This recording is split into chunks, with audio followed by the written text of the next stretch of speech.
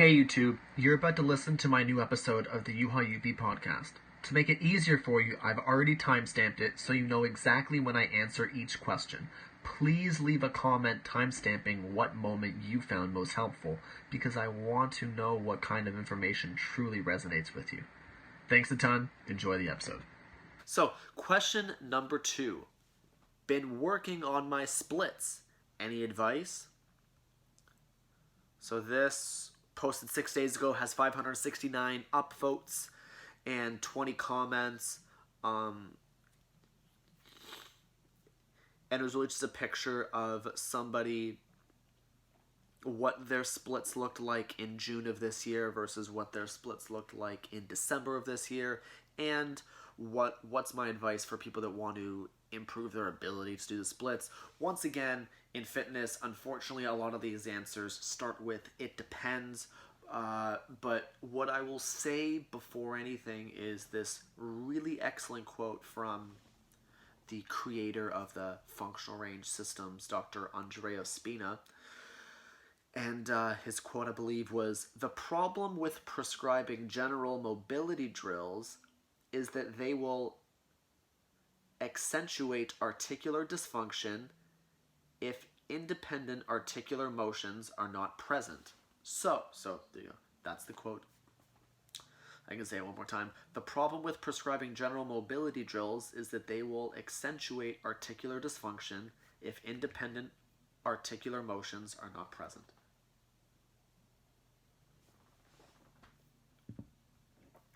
So if I say that, so if you ask me how to improve your splits, and I tell you that, and then I follow it with the word "it depends," that really is all the answer that I can give you as right now. But so what I will say is, rather than going online and just looking at, say, some cookie cutter progression of how to improve your squats, steps A, B, C, D,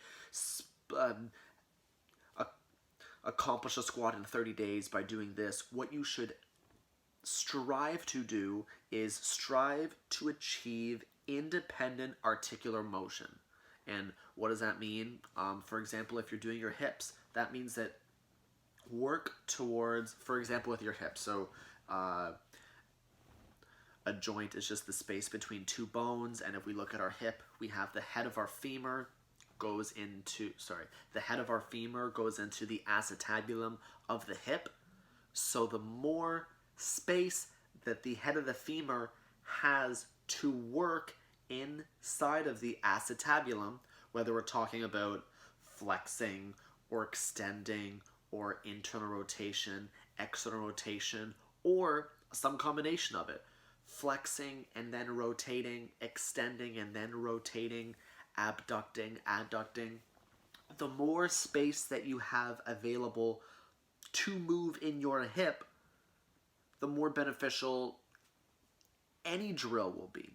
So what I think that a really valuable thing would be to this, I feel like I should film this so then I can link you guys to the resource for this, but I'll find something online and I'll post it in the description below. But what I would recommend is that you go through a lower body hip cars routine, and so I'll post it below. And what it will be is you'll just stand and you'll follow the video and you'll go through maximal flexion.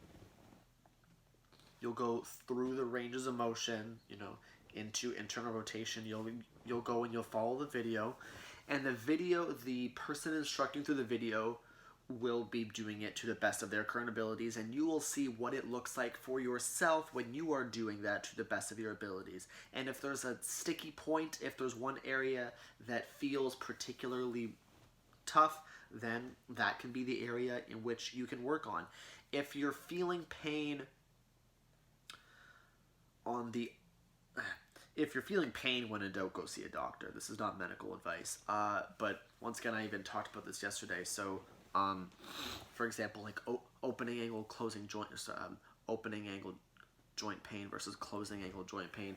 If you are lifting your knee towards your chest into hip flexion and you're feeling pain, if you're feeling pinching at the front of your hip, then there are currently no appropriate mobility exercises for you to do at this moment. You should seek a professional. There is something going on there that there shouldn't be.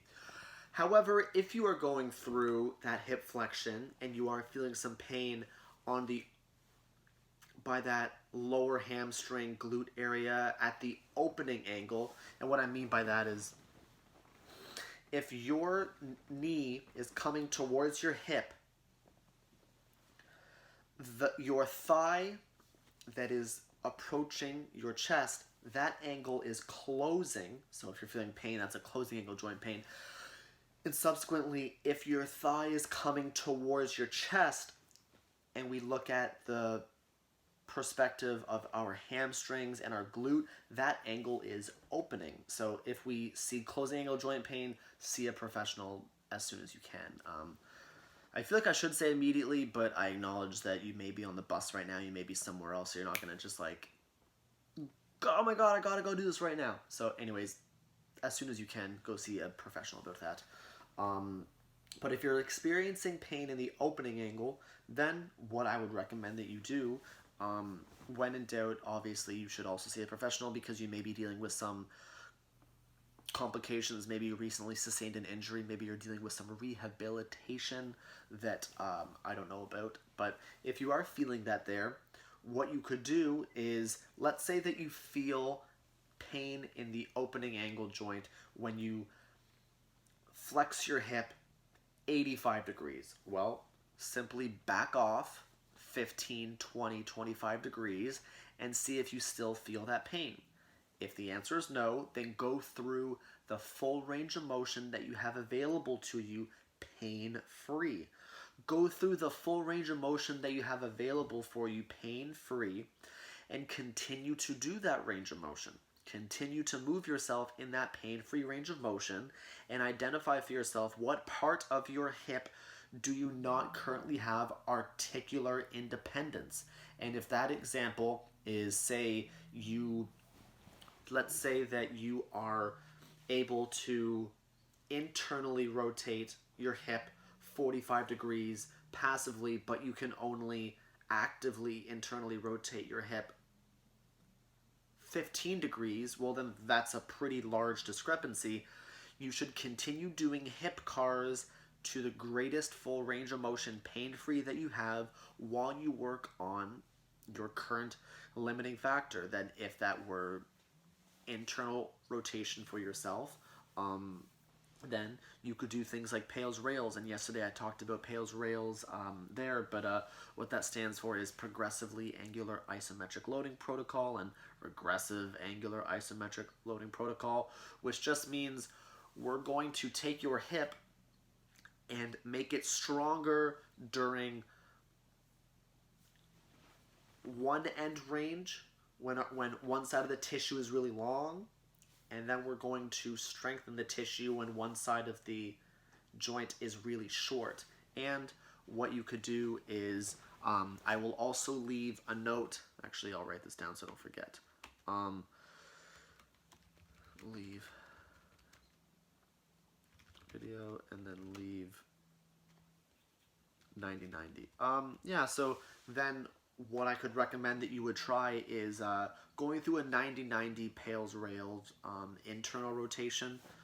That would be, you would get into a 90-90 position where your front leg is at 90 degrees and your back leg is at 90 degrees, and you just go through the Pale's Rails protocol. And what the general Pale's Rails protocol is, if you're doing this in internal rotation, you're facing back and you're just letting yourself hang out there, feeling a stretch in internal rotation for about 2 minutes. So the protocol is 2-minute passive stretch followed by taking a few seconds to ramp up an isometric contraction, full body irradiation, which is that, Super Saiyan thing. So step 1, 2-minute passive stretch. Slowly ramp up and become a Super Saiyan. Step 3, push your heel into the ground at, say, maybe 50% of your max effort if you could hypothetically push with 100 pounds worth of force, I only want you to push down with 50 pounds worth of force in your first time. So push down for 10 seconds. Once that 10 seconds is finished, maintain the same tension, and then bring your heel. Try and imagine like you're going to lift your heel off of the ground for 10 seconds. Your heel is very likely not going to lift off of the ground, but consciously think about that. And that will count as one set. So pushing for 10 seconds, pulling for 10 seconds.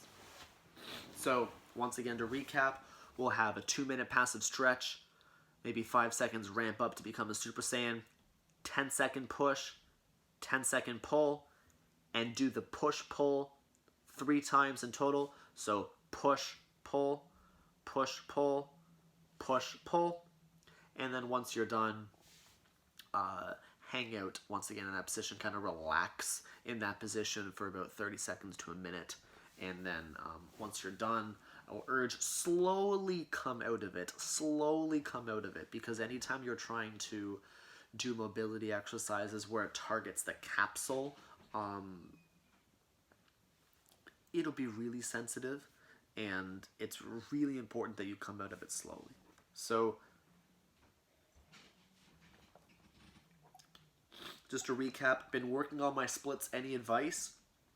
There are 1,000,001 tips online on how to improve your splits, but unless you actually have independent articular motion, doing random drills online may or may not be the best thing for you. So try and find out where your hip currently is in terms of hip health, hip movement, and go from there.